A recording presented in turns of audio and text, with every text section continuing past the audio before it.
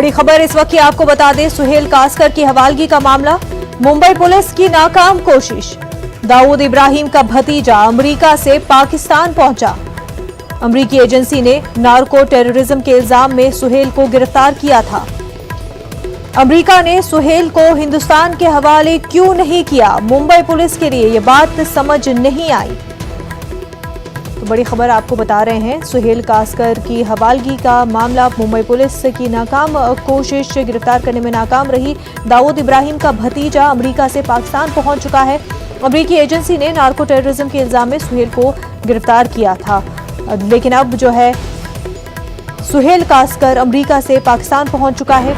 America ने सुहेल को हिंदुस्तान के हवाले क्यों नहीं किया?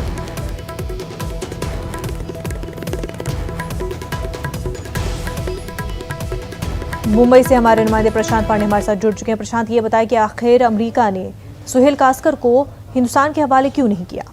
जी बिल्कुल, देखिए यही सवाल जो है मुंबई पुलिस के सामने भी सबसे बड़ा है, क्योंकि मुंबई पुलिस खुद अभी ये क्लियर नहीं कर पा रही किस बात को ध्यान में रखते हुए सुहेल कासकर जो है यूएस एजेंसी के हाथ से निकल करके वाया दुबई पाकिस्तान पहुंच गया, क्योंकि इस बात की पुष्टि जो है मुंबई पुलिस के सूत्रों ने की है।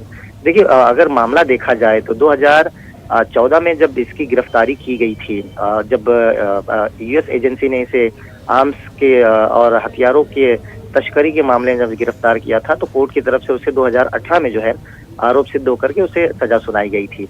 और 2005 में देखा जाए तो भारत और यूएस का टीटी हुआ था संदेह प्रत्यापन का, और उसी टीटी के जरिए जो है भारत ने सुहेल की मांग की थी, ताकि सुहेल अगर एक बार मुंबई आता, मुंबई पुलिस के हाथ आता, तब दाऊद इब्राहिम का जो ठिकाना है वो उन्हें पता चल पाता कि दाऊद इब्राहिम कहाँ पर है, उसके बारे में जो जानकारी ज्यादा जो मुंबई पुलिस को मिल पाती।